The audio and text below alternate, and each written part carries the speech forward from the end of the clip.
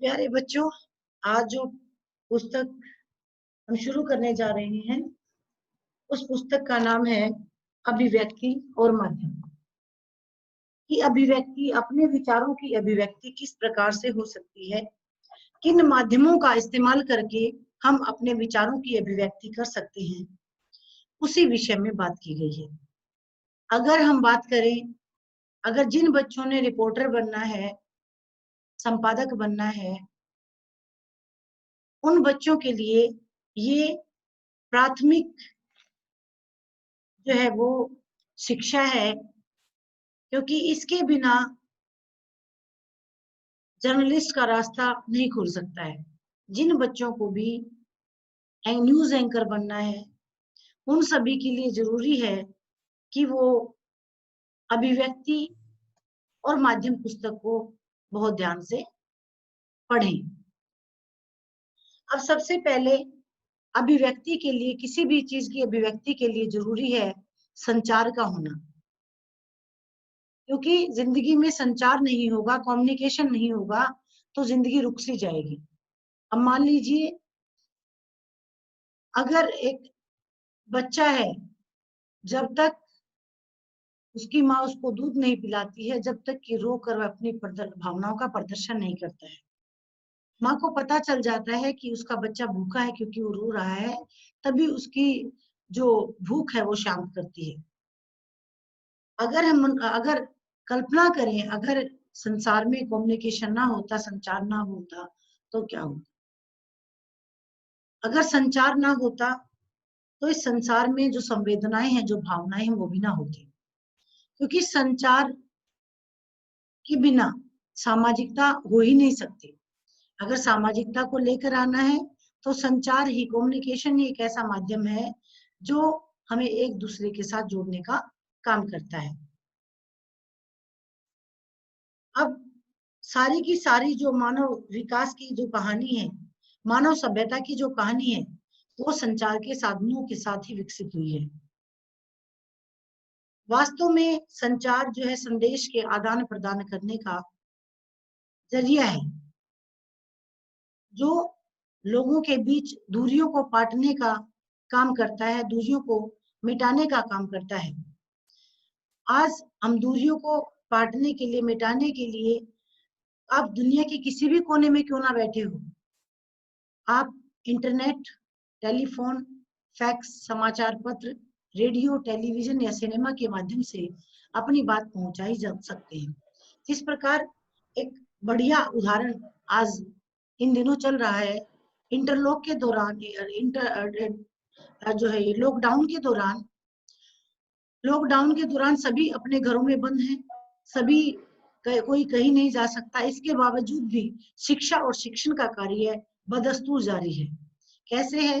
क्योंकि मैं अपने ऑफिस में बैठी हूँ और आप अपने घरों में बैठे हैं, इसके बावजूद भी शिक्षा और शिक्षण का जो कार्य है वो रुक नहीं रहा है। तो इससे बड़ा और क्या उदाहरण होगा कि ये जो संदेश को भेजने का, आदान प्रदान करने का जो माध्यम है वो चल रहा है, और वो इन जनसंचार माध्यमों के द्वारा ही चल रहा है। तो दुनिया की आप किसी भी घटना में, किसी भी संचार के माध्यमों के विकास के साथ भौगोलिक दुनिया बल्कि कम नहीं हुई है, बल्कि कम कम हो रही है, और सांस्कृतिक और मानसिक रूप से भी हम एक दूसरे के करीब आ रहे हैं। ये पूरी दुनिया एक छोटे से उस जो है वो दायरे में समाकर रह गई है। दुनिया की कोई भी घटना हो, कहीं भी घटी हो, जनसंचार के इन माध्यमों ने उनको आपके टेलीविजन स्क्रीन पर समेट कर रख दिया है। अगर बात करें 11 सितंबर 2001 को वर्ल्ड ट्रेड सेंटर अमेरिका में जो आतंकवादी हमला हुआ था, उसके चंद मिनटों बाद ही पूरी खबर जो है वो पूरी दुनिया में फैल गई थी। तो संचार और जनसंचार माध्यम हमारी अनिवार्य आवश्यकताएं हैं। इनके बिना जीवन की कल्पना नहीं की जा सकती, ना संचार के बिना और ना जनसंचार के बिना। क्योंकि संचार है एक दूसरे से बातचीत करना, जनसंचार है लोगों के बीच का संचार। अब सबसे पहले सवाल उठता है कि संचार क्या है? संचार, अब ये देखिए, आप अपने स्क्रीन पर देख रहे हैं कि संचार क्या है, जहां पर मेरा कर्सर चल रहा है, ये संचार क्या है? अब चर धातु आपने पढ़ी होगी। संचार चर का मतलब होता है चलना, चर, चर है चर। संचार शब्द की उत्पत्ति चर धातु से हुई है, जिसका मतलब होता है चलना या एक स्थान से दूसरे स्थान तक पहुंचना। विज्ञान में ताप संचार के बारे में आपने पढ़ा है, जैसे गर्मी, बिंदु, एक दूसरे। आपने प्रकाश पढ़ा है, आपने जो है हीट कि एक सिरे से दूसरे सिरे तक जाती है। जैसे विज्ञान में आपने साइंस में पढ़ा है कि कोई भी धातु में जो है वो ताप संचरण करता है। अगर धातु के एक सिरे को गर्म कर दिया जाए तो धीरे धीरे गर्मी जो है दूसरे सिरे तक पहुंच जाती है। ये ताप का संचरण है। इस प्रकार आपने पढ़ा है। इसी प्रकार टेलीफोन के तार बेतार के जरिए मौखिक और लिखित संदेश को एक जगह से दूसरी जगह भेजने को भी संचार ही कहा जाता है। लेकिन हम यहाँ जिस संचार की बात कर रहे हैं उससे हमारा तात्पर्य दो या दो से अधिक व्यक्तियों के बीच सूचनाओं, विचारों और भावनाओं और मशहूर संचार शास्त्री बिल्बर थेम के अनुसार संचार अनुभवों की साझेदारी है। अब यहाँ पर बिल्बर थेम जो है इसको आप अंडरलाइन कर लो कि बिल्बर थेम ने क्या कहा था कि संचार अनुभवों की साझेदारी है, अर्थात संचार के माध्यम से ही हम एक दूसरे की बातों को समझ सकते हैं, एक दूसरे के भावों को बांट सकते हैं।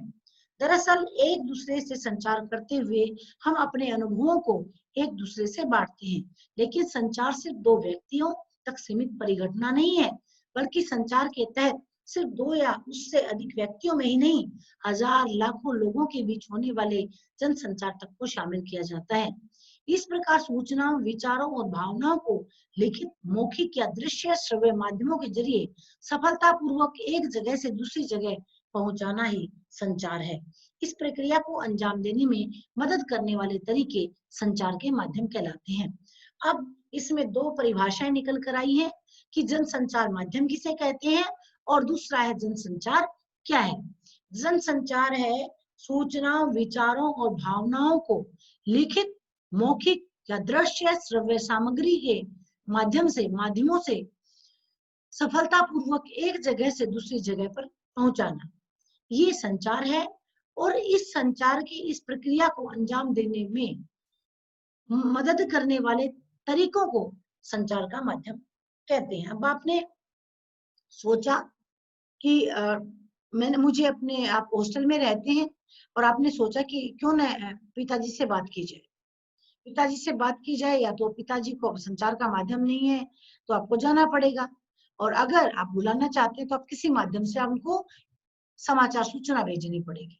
अब आप जिस माध्यम का प्रयोग करेंगे, जैसे माध्यम में आपने उठाया टेलीफोन, आपने उठाई लिखी चिट्ठी, ये दोनों ही जो है वो संचार के माध्यम हो गए, क्योंकि इन दोनों के बिना आपके पिताजी के पास, आपके घर वालों के पास सूचना नहीं जा सकती।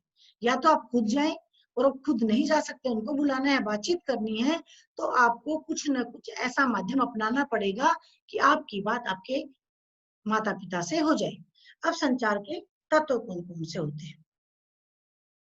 संचार के तत्व, अब बात करते हैं संचार के तत्व। अब संचार कैसे शुरू हुआ और कैसे अंजाम तक पहुंचेगा, ये सारे तत्व हैं कि कौन कौन से तत्व जो है, कौन कौन से एलिमेंट इसमें काम करेंगे। अब संचार प्रक्रिया की शुरुआत स्रोत या संचारक से होती है। जब स्रोत या संचारक एक उद्देश्य के साथ अपने किसी विचार, संदेश या भावना को किसी और तक पहुंचाना चाहता है तो संचार प्रक्रिया की शुरुआत होती है। अब कैसे होगी संचार? मतलब ये तो है नहीं कि बिना सोचे आप किसी को फोन मिला देते हो, बिना सोचे ही आप किसी को लेटर लिख देते हो। क्यों? क्योंकि जब ये सारी बातें आप करेंगे तो कोई ना कोई व्यक्ति उसको करेगा ना, उसके दिमाग में सोचेगा, वो व्यक्ति विशेष ही संचारक होगा। संचारक कौन होगा? माध्यम को जो संचार को आगे बढ़ाने के बारे में जिस व्यक्ति से शुरुआत होती है वो व्यक्ति स्रोत या संचारक कहलाता है। और संचारक एक उद्देश्य के साथ कोई विचार या संदेश लिखता है। ये सवाल, छोटे छोटे सवाल हैं, आप साथ साथ इनको अंडरलाइन करते रहें। इसके बाद उसने सोच लिया कि मैं संदेश पहुंचाऊंगा। अब या तो वो भाषा बोलेगा या वो उस भाषा का कूट करेगा, पुटीकरण करेगा। कूटीकरण या इनकोडिंग, दोनों एक ही बात है, कूटीकरण और इनकोडिंग। अब भाषा में असल एक कूट या चिन्ह चाहिए। अब जैसे अब हमने आपके स्क्रीन पर जो हिंदी पढ़ा रहे हैं, तो उन्हीं कूटों का प्रयोग किया गया, उन्हीं चिन्हों का प्रयोग किया गया है जिनमें आप हिंदी पढ़ सकते हैं, समझ सकते हैं। एक मतलब देवनागरी लिपि का प्रयोग किया गया है जो आप पढ़ सकें, समझ। अब देवनागरी लिपि में बहुत कुछ होता है, लेकिन हम आपको आपसे संबंधित विषय से संबंधित ये सारा जो सामग्री है वो आपकी स्क्रीन पर दर्शाई गई है। असल में भाषा में एक तरह का कूट या चिन्ह कोड होता है। आप अपने संदेश को भाषा को कूटीकृत या इनकोडिंग करते हैं। भाषा को कूटीकृत करना मतलब जो भाषा आप जानते हैं उसका कूटीकरण करेंगे, और जिसको आप संदेश पहुंचाना चाहते हैं वो उन कूटों को उन लिपियों को समझ सके, ऐसी भाषा का आप चुनाव करेंगे। अगर आपने वो भाषा जानते हैं वो तो लिख दी, लेकिन जिसके पास आप भेज रहे हैं अगर वो नहीं समझ पा रहा है, तो आपके संदेश लिखने का, आपकी भाषा जानने का कोई अर्थ नहीं है। वो सारा निरर्थक होगा, सारा प्रयास आपका सोचना, आपका कूटीकृत करना यानी इनकोडिंग करना, ये सब बेकार चला जाएगा। ये संचार प्रक्रिया का दूसरा चरण माना जाता है। सफल संचार के लिए जरूरी है कि दूसरा व्यक्ति भी उस भाषा यानी कोड को से परिचित हो जिसमें आप अपना संदेश भेजना चाह रहे हैं। इसके साथ ही संचारक का इनकोडिंग की प्रक्रिया पर भी पूरा अधिकार होना चाहिए, अर्थात जिस भाषा का वो चुनाव करे उस भाषा पर उसका पूर्णतः अधिकार हो। उन शब्दों का अर्थ जिसको वो जिस उद्देश्य के साथ वह उस समाचार को भेज रहा है, उसे उस पर अधिकार होना चाहिए। मतलब अपने संदेश के मुताबिक लिखना या बोलना चाहिए। कि अगर वो बात कर रहा है कि परीक्षा की बात कर रहा है, तो परीक्षाओं से कंसर्न सारी उसकी बात होनी चाहिए। अगर वो बात कर रहा है कि मित्रता का महत्व क्या है, तो उसकी सारी बातें, सारे उदाहरण जो है वो मित्रता से संबंधित, उसकी जो भाषा है, भाषा भी, विचार भी, शब्द भी, ध्वनि भी, सारे उसी से मेल खाते होने चाहिए। तीसरा जो संचार प्रक्रिया का चरण है, जो कदम है, वो है संचार प्रक्रिया में अगला चरण स्वयं संदेश का आता है। किसी भी संचार का सबसे प्रमुख उद्देश्य अपने संदेश को अर्थ के साथ प्राप्तकर्ता तक पहुंचाना। इसलिए सफल संचार के लिए जरूरी है कि संचारक अपने संदेश को लेकर खुद पूरी तरह से स्पष्ट हो। संदेश जितना ही स्पष्ट और सीधा होगा, संदेश के प्राप्तकर्ता उसे समझने में उतनी ही आसानी होगी। अब आपने कूट प्रयोग कर लिया, वो भी कूट जानता है, वही कूट आपने इस्तेमाल कर लिए है, लेकिन आप जो संदेश भेजना चाहते हैं, जो मैसेज आप भेजना चाहते हैं, उस मैसेज को लेकर पहले आप स्पष्ट होने चाहिए कि आप उसे किस भाषा में लिखना चाहते हैं, आप क्या संदेश देना चाहते हैं, आपके संदेश का भाव किस कूट में जो वो सुरक्षित और संरक्षित रहेगा। ये बात सबसे पहले आपको क्लियर होनी चाहिए।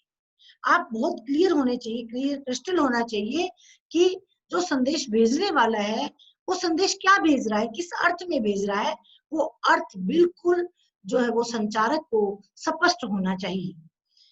इसके बाद है चौथा चरण आता है माध्यम की।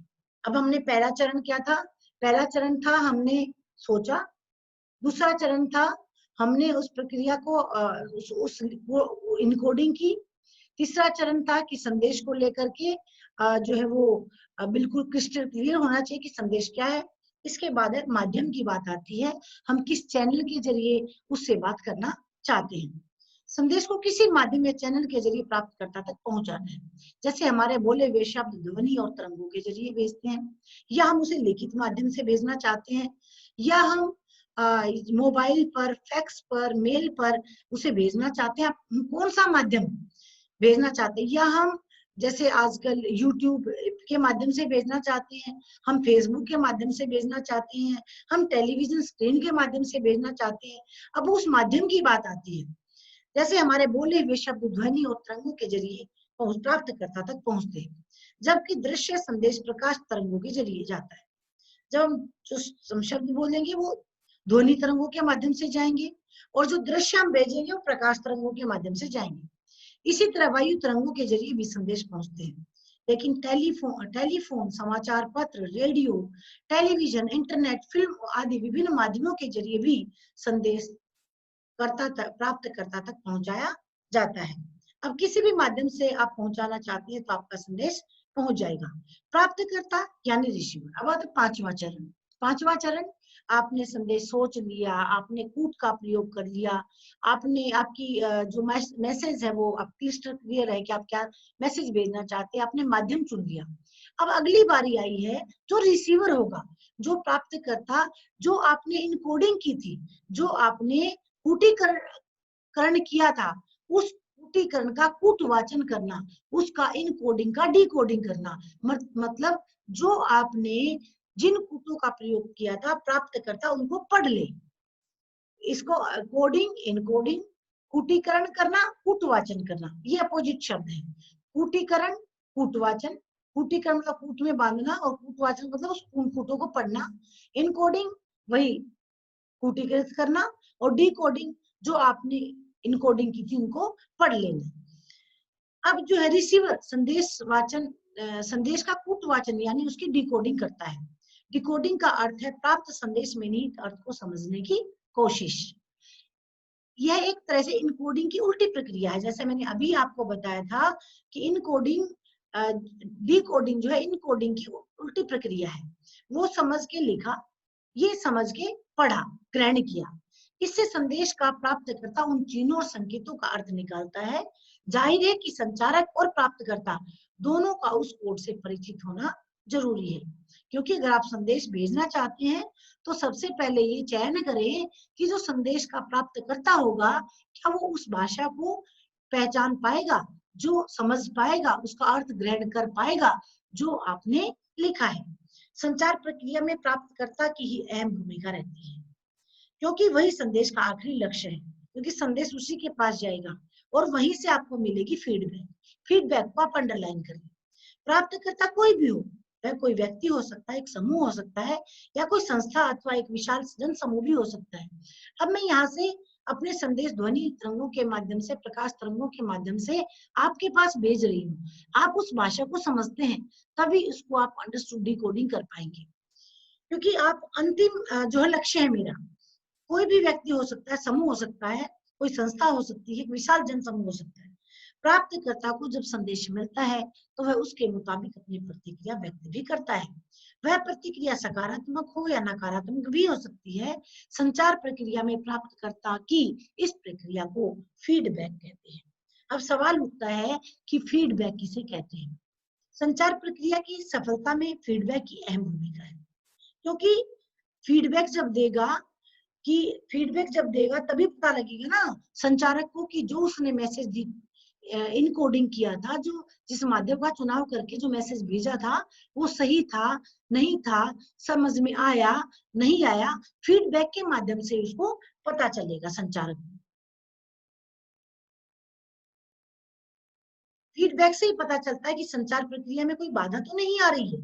इसके अलावा फीडबैक से यह भी पता चलता है कि संचारक ने जिस अर्थ के साथ संदेश भेजा था वह उसी अर्थ में प्राप्तकर्ता को मिला या नहीं। इसी फीडबैक के अनुसार ही संचारक अपने संदेश में सुधार करता है और इस तरह की संचार प्रक्रिया आगे बढ़ती है। लेकिन वास्तविक जीवन में संचार प्रक्रिया इतनी सुचारू रूप से नहीं चलती। इसमें कई बाधाएं भी आती हैं। इन बाधाओं को शोर या नॉइज कहते हैं। संचार की प्रक्रिया को शोर से बाधा पहुंचती है। यह शोर किसी भी किस्म का हो सकता है, मानसिक से लेकर तकनीकी, भौतिक शोर तक हो सकता है। शोर के कारण संदेश अपने मूल रूप से प्राप्तकर्ता तक नहीं पहुंच पाता। सफल संचार की संचार प्रक्रिया में शोर को हटाना या कम करना बेहद जरूरी है। अब हम ये जो नेट के थ्रू पढ़ रहे हैं, तो इसके मेरा जो मैसेज है वो आप तक पहुंच रहा है, लेकिन हर किसी को ये मैसेज हो सकता है ना पहुंचे। किसी की नेट प्रॉब्लम हो जाए, किसी के घर में पीछे बैकग्राउंड में शोर बहुत हो, या मेरे यहाँ जो बैकग्राउंड है उसमें बहुत ज्यादा शोर हो, नॉइस हो, तो ऐसी सिचुएशन में संचार प्रक्रिया में बाधा पहुंचती है। इस संचार प्रक्रिया में किसी भी प्रकार की आई बाधा को शोर बोलते हैं। एक डेफिनेशन ये भी आगे है। अब यहाँ पर संचार प्रक्रिया कैसे चलती है। अब इसमें शोर कहाँ हो सकता है, संदेश में भी हो सकता है, माध्यम में भी हो सकता है, यहाँ से शोर हो सकता है। ये संचार प्रक्रिया को पूरा दर्शाया गया है। पहला इसमें जो बॉक्स बनाया हुआ है वो है स्रोत या संचारक। जो मैसेज क्रिएट करता है वो व्यक्ति विशेष संचारक होता है। उसने इनकोडिंग करके संदेश को लिखा, संदेश कर दिया, फिर उसने माध्यम का चुनाव किया, फिर प्राप्तकर्ता को तक पहुंचने से पहले प्राप्तकर्ता इसकी डिकोडिंग करेगा, डिकोडिंग करके प्राप्तकर्ता फीडबैक देगा।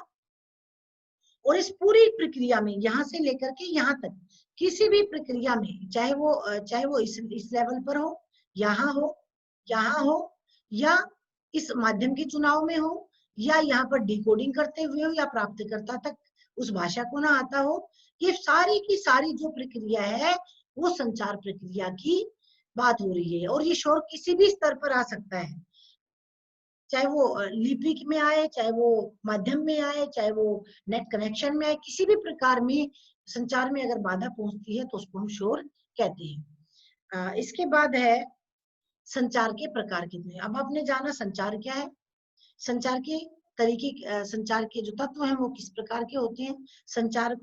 संचारक होता है, इनकोडिंग होती है, फिर चैनल चुना जाता है, फिर डिकोडिंग होती है, और फिर उसको जो प्राप्तकर्ता तक पहुंचता है, फिर उसका फीडबैक आता है। और अगर इस पूरी प्रक्रिया में कहीं भी कोई भी दिक्कत आ जाए तो उसे शोर कहेंगे। अब संचार के प्रकार किसे कहते हैं, संचार की कितने प्रकार का होता है। अब संचार तो आप जो लाइट्स देखते हैं, जो ट्रैफिक लाइट्स है वो भी संचार है, क्योंकि वहां कोई ये तो नहीं कहता ना कि भैया लाल रंग हो गया है रुक जाओ, ऑरेंज कलर हो गया है तैयार हो जाओ, ग्रीन हो गया है चल पड़ो। आप लाइट के माध्यम से ही चलते हैं। इस प्रकार आप व्यक्ति को देख लेते हैं, प्रणाम कर रहे हैं तो आप समझते संकेत के माध्यम से ही समझ गए कि हाँ ये मुझे प्रणाम कर रहा है। अगर कोई थप्पड़ दिखाता तब भी आप समझ जाते हैं। तो सांकेतिक संचार भी होता है कि आप बिना बोले ही किसी के खुशी का, गम का, दुख का, प्रेम का आप एहसास कर सकते हैं। अब कई बार ऐसा भी होता है कि जब हम खुद से भी बातें करते हैं, एक व्यक्ति इबादत करता है, धर्मस्थल पर बैठा है, खुद से ही बातें करता है, खुद को कई बार हम अपना मोटिवेटर भी मानते हैं, खुद को मोटिवेट करते हैं, तो ये हम खुद से भी बातें कर सकते हैं। इस प्रकार प्राप्तकर्ता संचार प्रक्रिया में जो है संचारों को प्राप्त करता है कि व्यक्ति होता है। अब जब व्यक्ति एक अपने आप से ही बातें करे, जब किसी दूसरे व्यक्ति की जरूरत ना पड़े, तब वहां पर होता है अंतः व्यक्ति संचार। एक ही व्यक्ति अपने आप से जब संचार करता है, इसको भी अंडरलाइन कर ले, अंतः व्यक्ति संचार, इंट्रापर्सनल संचार। इंट्रापर्सनल और अंतः व्यक्ति के साथ साथ अंग्रेजी और हिंदी के शब्द याद रखिए। जैसे हम पूजा करते हैं, इबादत करते हैं, प्रार्थना करते हैं, तो उस वक्त हम जो है ना केवल अकेले व्यक्ति होते हैं, खुद से ही संवाद करते हैं, किसी और से संवाद नहीं करते हैं, या जो संवाद चल रहा होता है हमारे अंतर्मन में चल रहा होता है, इसीलिए ये अंतः व्यक्ति संचार कहलाता है। सोच विचार करना, विचार मंथन करना संचार का ही एक रूप है। अब दूसरा संचार है जब व्यक्ति, जो संचार दो या दो से अधिक व्यक्तियों के बीच में हो। अब जैसे ये संचार जो है वो हम दो या दो व्यक्ति जब आपस में संचार करते हैं, जब दो व्यक्ति आपस में संचार करते हैं, सामने संचार करते हैं, उसे अंतर व्यक्ति संचार कहते हैं, इंटरपर्सनल संचार कहते हैं। इस संचार में फीडबैक तत्काल प्राप्त होता है। जो व्यक्ति मतलब संचार करना चाहता है, वो व्यक्ति संचार की मदद से आपसे संबंध विकसित करता है। रोजमर्रा अगर आपको कोई जरूरत है तो आप बोलते हैं कि मुझे इस काम की जरूरत है, मैं स्कूल में नहीं आ सकता हूँ, तो ये व्यक्ति जो दो लोगों के बीच में संचार होता है, जो आमने सामने संचार होता है, वो साथ में उसमें फीडबैक भी प्राप्त होती है, तो इसको अंतर व्यक्तिक संचार भी कहते हैं। इसके बाद है तीसरा है समूह संचार, और समूह संचार वो है जो हम कर रहे हैं। संचार का तीसरा प्रकार है समूह संचार। इसमें एक समूह आपस में विचार विमर्श करे या चर्चा करे, जैसे आपसी कक्षा समूह का संचार एक अच्छा उदाहरण है। इस संचार में हम जो भी कुछ कहते हैं, जो भी हम बात करते हैं, किसी या दो व्यक्तियों के लिए न होकर पूरे समूह के लिए होता है। समूह संचार का उपयोग समाज और देश के सामने उपस्थित समस्याओं को बातचीत या बहुत मुबाहिसे के जरिए हल करने के लिए करते हैं। संचार महत्वपूर्ण आखिरी प्रकार का जनसंचार है मास कम्युनिकेशन। जब हम व्यक्तियों के समूह के साथ प्रत्यक्ष संवाद की बजाय किसी तकनीक या यांत्रिक माध्यम के जरिए समाज के एक विशाल वर्ग से संवाद कायम करते हैं, उसे हम जनसंचार कहते हैं। इसमें एक संदेश को यांत्रिक माध्यम के जरिए बहुगुणित किया जाता है, अधिक से अधिक लोगों तक पहुंचाया जाता है। किसी भी उपकरण या माध्यम की मदद लेनी पड़ती है, मसलन अखबार, रेडियो, टीवी, सिनेमा। इस प्रकार एक उत्कृष्ट माध्यम है कि जो हमारे मोदी जी हैं, प्रधानमंत्री आदरणीय श्रीमान नरेंद्र मोदी जी, वो मन की बात करते हैं रेडियो पर। रेडियो के माध्यम से ये प्रोग्राम जो है वो प्रसारित किया जाता है, उसका प्रसारण होता है। वो ये बहुगुणित होता है, बहुत सारे लोग उसको सुनते हैं। संसार के किसी भी कोने में जहां जहां उसकी रेडियो की फ्रीक्वेंसी होती है, जहां तक, वहां तक इस कार्यक्रम को सुना जा सकता है। ये एक उदाहरण है। वैसे तो चाहे रेडियो हो, टेलीविजन हो, ये जो है वो समूह संचार के विशिष्ट उदाहरण है। अब 3 प्रकार का संचार सुना हमने। नंबर 1 पहला था अंतः व्यक्ति संचार या इंट्रापर्सनल। फिर दूसरा था इंटरपर्सनल, जो 2 व्यक्तियों के बीच में संचार था। और तीसरा था समूह संचार। तो ये संचार के 3 प्रकार हैं। अब जनसंचार की विशेषताएं क्या है? सबसे पहली बात है, जनसंचार में फीडबैक तुरंत नहीं मिलेगा। अब मान लो अखबार पढ़ा आपने, टेलीविजन देखा, कोई प्रोग्राम अच्छा नहीं लगा, तो आप तुरंत फीडबैक नहीं दे पाएंगे। जनसंचार के श्रोताओं और पाठकों को, दर्शकों का दायरा बहुत व्यापक होता है। अब टेलीविजन के दर्शकों में अमीर वर्ग भी होता है, गरीब भी होता है, ग्रामीण भी होता है, शहरी भी होता है। और सभी व्यक्ति टीवी पर जो है वो अपने अपने पसंद का कार्यक्रम देख रहे हैं। किसी को हर कार्यक्रम सभी को पसंद नहीं आ सकता है। इसी से जुड़ी जनसंचार की मुख्य विशेषता है कि जनसंचार माध्यमों के जरिए प्रकाशित या प्रसारित समूह की प्रकृति सार्वजनिक होती है। इसका अर्थ हुआ कि अंतर व्यक्ति या समूह संचार की तुलना में जनसंचार संदेश सबके लिए होते हैं। अब अगर इंट्रापर्सनल करेंगे या इंटरपर्सनल, जो हम संदेश जो हम भेजेंगे वो तो एक लिमिटेड से ग्रुप के लिए है।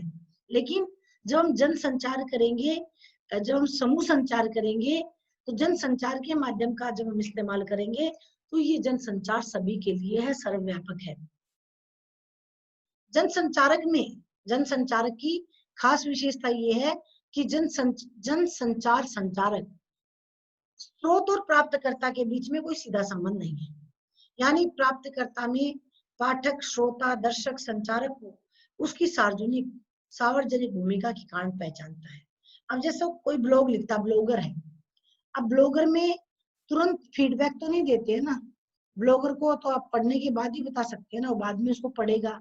इस प्रकार आप न्यूज़पेपर पढ़ते हैं, न्यूज़पेपर में आप कोई कॉलम आपको पसंद नहीं आता है तो उसकी प्रक्रिया आप साथ तो नहीं दे सकते ना, वो तो छप के आपके घर आ चुका है। फिर उसके बाद आप उस कंसर्न जो पता है उस पर आप अपना फीडबैक भेजेंगे, उसके बाद ही आपको उसका मैसेज मिलेगा। संचार के अन्य रूपों की तुलना में जनसंचार के लिए औपचारिक संगठन की जरूरत पड़ती है। औपचारिक संगठन जैसे समाचार पत्र का कोई संगठन हो, रेडियो का हो, टेलीविजन हो। मतलब ऐसे जनसंचार ऐसे नहीं हो सकता, ना ही वो ऑथेंटिक होता है। जनसंचार माध्यमों में ढेर सारे द्वारपाल गेटकीपर काम करते हैं। द्वारपाल अब ये भी जो है आपकी जो है वो ये इसको भी आप अंडरलाइन कर ले। गेटकीपर क्या होता है?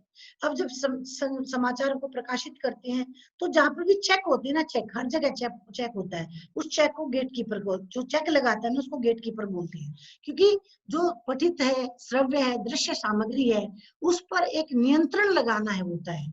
इस नियंत्रण लगाने को क्या कहते हैं? द्वारपाल बोलते हैं, नियंत्रण लगाने वाले को।